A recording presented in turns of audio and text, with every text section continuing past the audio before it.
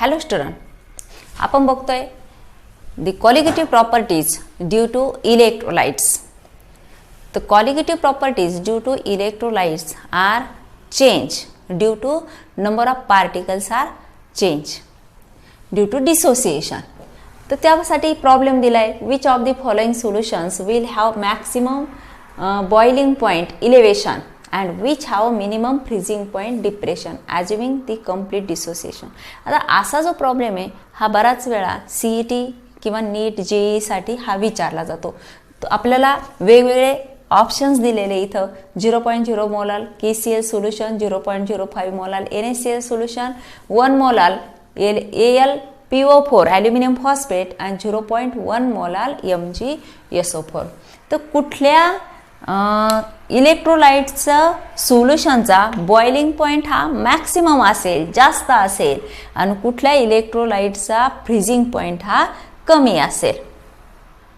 आता इथं का आता एक नंबर ऑफ पार्टिकल्स इन्क्रीज झाले, जितके आपण काय म्हटलंय, colligative properties are only depends upon the number of solid particles, not on its nature.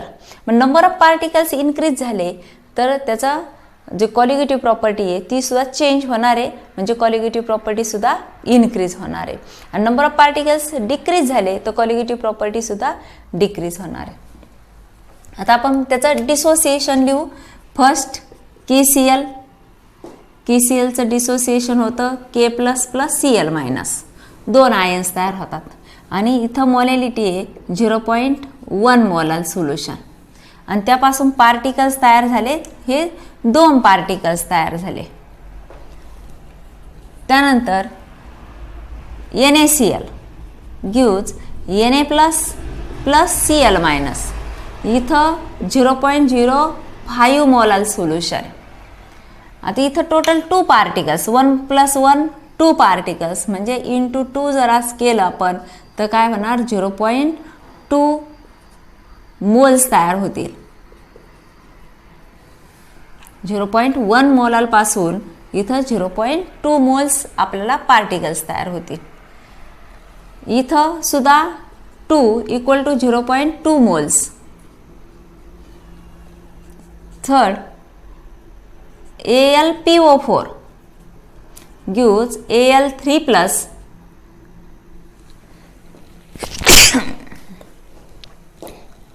plus PO4 3-.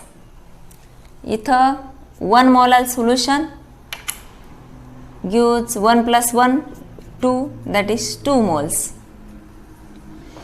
आणि चौथ्यासाठी MgSO4 gives Mg2+ plus SO4 2-. आणि मोलॅरिटी दिली 0.1 molal into 2 particles gives 0.2 moles.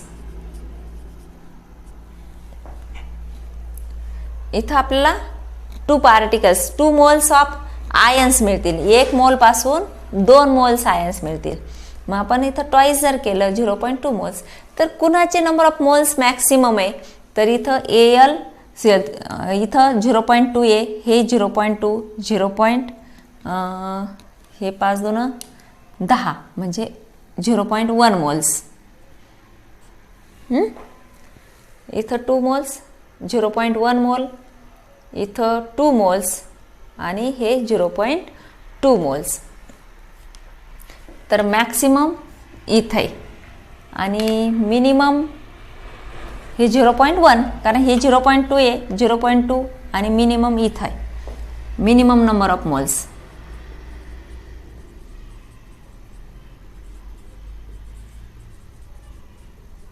आणि हे maximum number of moles.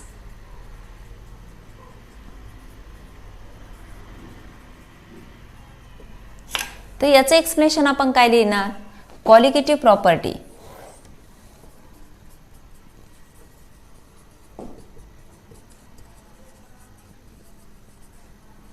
depends upon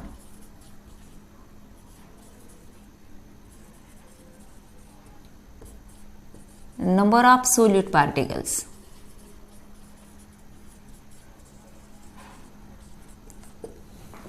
If number of moles number of moles of particles increases, colligative properties increases, number of moles decreases, colligative properties decreases. Therefore, AlPO4 having maximum number of moles due to dissociation.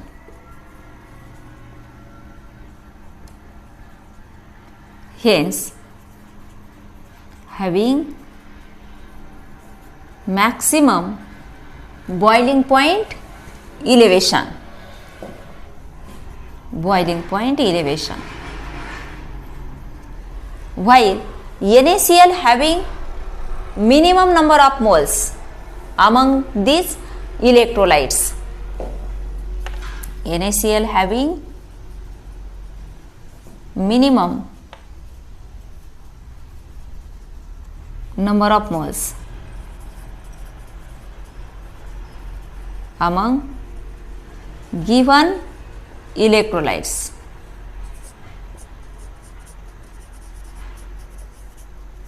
Hence, NaCl gives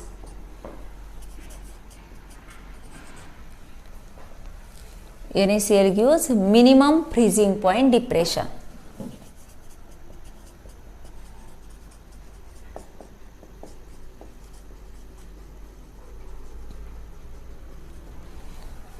dissociation केल्यानंतर किती number of moles पासून आपल्याला किती number of moles of ions मिळाले, ते दोन्हीचा आपण product घेतला तर ज्याचे जास्त त्याची कॉलिगेटिव्ह प्रॉपर्टी जास्त, ज्याचे कमी त्याची कॉलिगेटिव्ह प्रॉपर्टी सुद्धा कमी. Last problem from the chapter solution. Assuming complete dissociation, calculate the molality of aqueous solution of KBr whose freezing point is minus 2.95 Kelvin. Kf for water is 1.86 Kelvin kilogram per mole. काय दिलंय आपल्याला?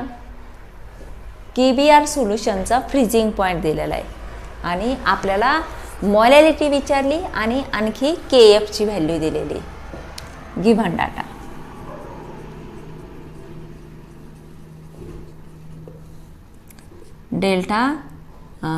TF equal to minus 2.95 Kelvin आणि aqueous solution असल्यामुळे TF naught सॉल्व्हंटचा freezing point हा 0 degree Celsius असेल. आता हा सेल्सिअसमध्ये घेतला तर हा सुद्धा काय होईल 95 डिग्री सेल्सिअस असा होईल. त्यानंतर KF दिलाय 1.86 केल्विन किलोग्राम पर मोल आणि आपल्याला विचारलं ऑब्झर्व्ड मोलॅलिटी विचारलेली. मग ऑब्झर्व्ड मोलॅलिटी जर आपल्याला काढायची तर हा डेल्टा TF सुद्धा आपल्याला ऑब्झर्व्ड विचारात घ्यावा लागेल.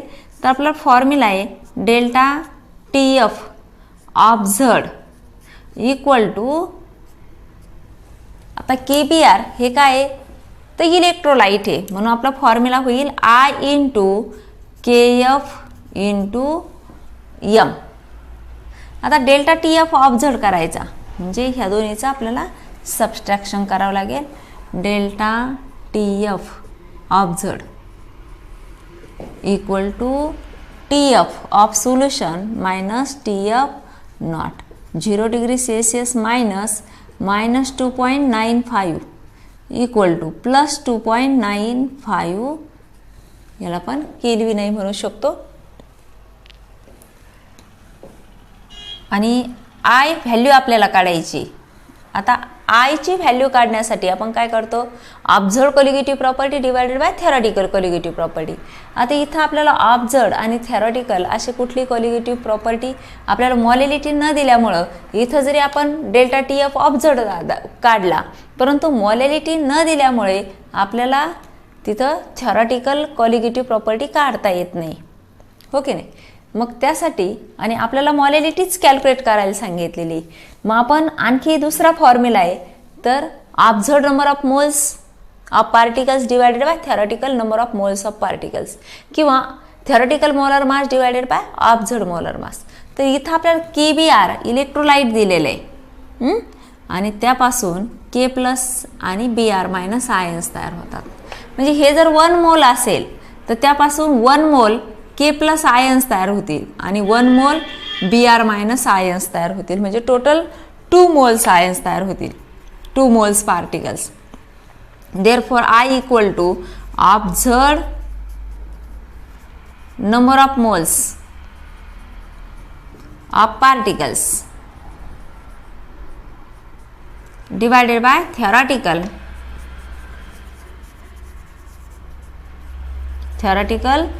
number of moles of particles.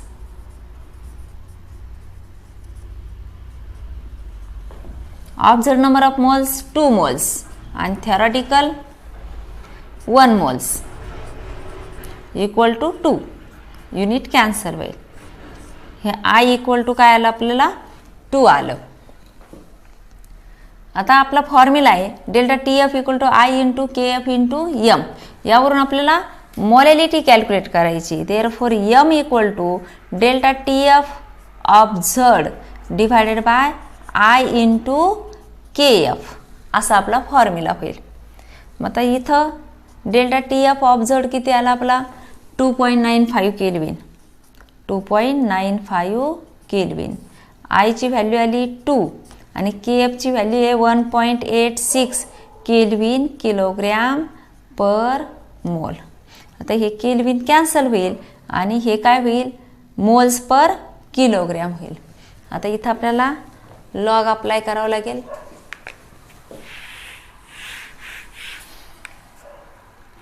Log of 2. इथं 2 न मल्टिप्लाय करून घेऊ अगोदर आपण. M equal to 2.95 divided by हे किती होतील 6 2 12 आणि 8 2 16 आणि 8 2 16 आणि 17 ओके नाही. आणि हे 3.72 moles per kilogram equal to log of 2.95 minus log of 3.72 equal to 0.29चा 5 मध्ये आपण लॉग बघू.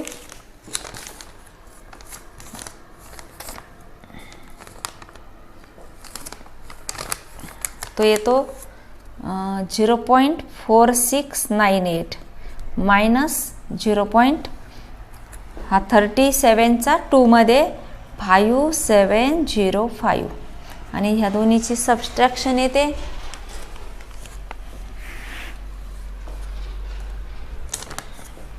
1/.8993 आणि याचा आपण जर अँटीलॉग घेतला तो 0.89चा 9 आणि 3 मध्ये तो येतो 0.7930 आणि हे येईल मोल्स पर किलोग्रॅम. हे मोलॅलिटीचं unit. Therefore molality of solution is 0.7930 moles per kilogram. आणि इथं आपला सोल्युशन चॅप्टर संपतोय. त्यानंतर आपण सुरू करणार आहोत आयोनिक इक्विलिब्रिया.